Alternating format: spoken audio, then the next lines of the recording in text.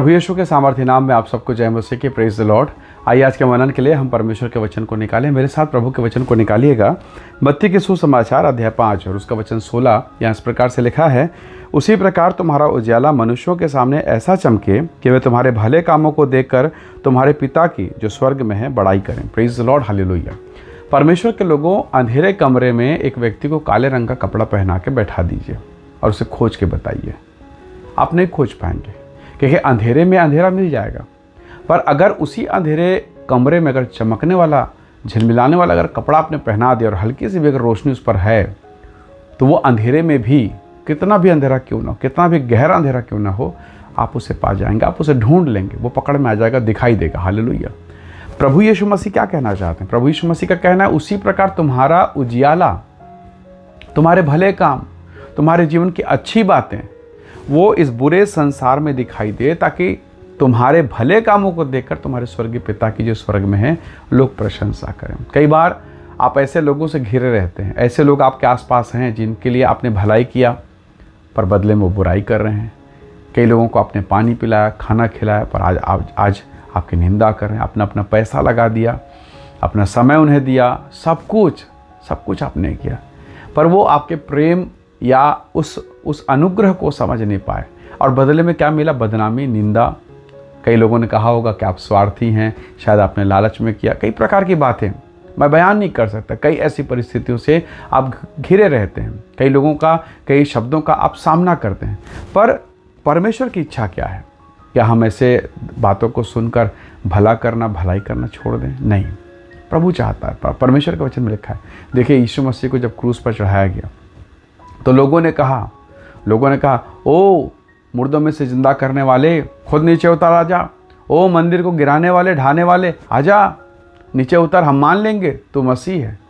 तो क्या यीशु मसीह उतरे? क्रूस से नहीं उतरे।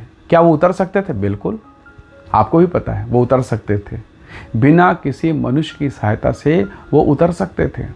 हालेलुया, क्योंकि वो परमेश्वर हैं, पर नहीं उतरे। कारण क्या है?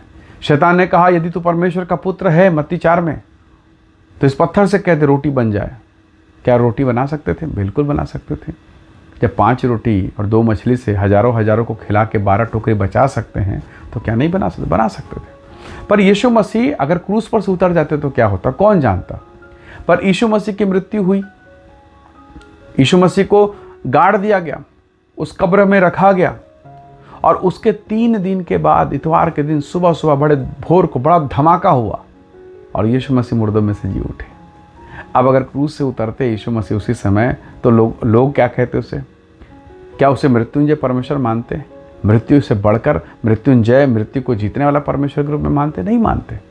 लोग कहते हैं हाँ क्रूस पर टांग दिया था, पता नहीं शायद खील जो लगा था, खीला ढीला हो गया तो उतर गया, या हो सकता कि नहीं लोगों ने नहीं मारा, नहीं पीटा।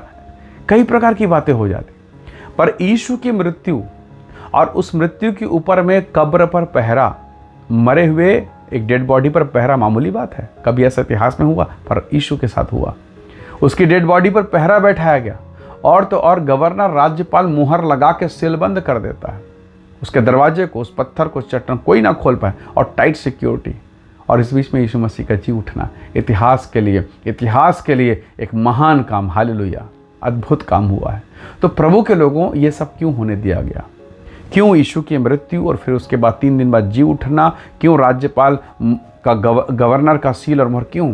ताकि ये पता चले उसकी मृत्यु कन्फर्म था, पक्का पुख्ता था, और उसका जी उठना उससे ज़्यादा सामर्थ्य है। हालेलुया। तो प्रभु के लोगों, कई बार ये बुराई, ये अंधकार, ये निंदा जब आपके ऊपर होता है, आपको नहीं समझ में आता। कई बार मुझे समझ में नहीं आता, पर ये सारी बातें इसलिए है ताकि हमारे पिता की जो स्वर्ग में महिमा हो और एक बड़ी गवाही तैयार हो जाए। बस आपको आगे और पीछे नहीं चलना है, दाएं बाएं नहीं भागना है, पर परमेश्वर के साथ चलते रहना, परमेश्वर के साथ लिपटे रहना है, ताकि प्रभु को कार्य करने का मौका मिले। हालेलुया। परमेश्वर का वचन कहता है, तुम्हारे भले कामों को देखकर तुम्हारे पिता के जो स्वर्ग में लोग महिमा करें। तो भलाई पर लगे रहिए। कब, कैसे, कहाँ परमेश्वर क्या काम करे, कोई नहीं जानता। प्रभु अद्भुत रीति से काम कर सकता है। उसका नाम यहोवा यीरे है। वो उपाय करता है, वो प्रबंध करता है, वो महिमा प्रकट करता है, और क्या जाने वही प्रभु अपनी भलाई को प्रकट करे। यूसुफ के जीवन को देखिए, उसके भाइयों ने दुर्व्यवहार किया, बेच डाला, क्या क्या कुछ नहीं हुआ। पोतीफर के घर में जब पहुंचाया गया तो उसकी पत्नी ने उसके साथ क्या कुछ नहीं किया, पर क्या उसने बदला लिया? कहीं नहीं लिखा बाइबल में कि उसने बदला लिया। इसके बदले वो चुप रहा और भले काम में लगा रहा। हालेलुया। और उसकी भलाई देखकर आज मुंह के बल उसके भाई, उसका घराना झुका हुआ उसको प्रणाम कर रहे हैं।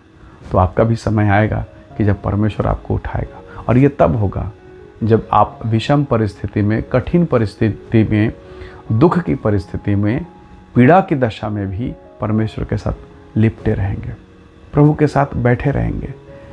राजा दाऊद कहता है भजन 6 अध्याय 6 में उसके 6 पद में कि प्रति रात मेरा बिछौना भेंकता है। राजा होकर क्यों रो रहा है? वो आत्मिक रहस्य, आत्मिक बातें हैं। तो प्रभु के लोगों, हो सकता है आज आप परमेश्वर के साथ हैं, पर कठिन परिस्थितियाँ आएंगी, पर ये परिस्थिति आपको बनाने के लिए है, बिगाड़ने के लिए नहीं। क्योंकि उसने वायदा किया है, जितने हथियार तेरी हानि के लिए बनाएंगे एक भी सफल ना होगा। हालेलुया। आइए दुआ करें और प्रभु का धन्यवाद करें। प्रेमी अनुग्रहकारी स्वर्गीय पिता, मेरे प्रिय भाई बहनों को मैं आपके हाथों में सौंपता हूं, इन्हें ब्लेस कर आशीष दे, और हर एक समस्या, बीमारी, तकलीफ, पीड़ा, परेशानी, हर वो बातें जो इन्हें दबाई जाती है, यीशु के नाम से इनके जीवन से दूर होने पाए। इन्हें आशीष दे, महिमा से भर कुशलता दे। पिता, हम सब बातों में आदर आपको देते हैं, यीशु के नाम से मांगते हैं, आमीन आमीन। प्रभु आप सबको बहुत से आशीष दे। Praise the Lord. जय मसीह की।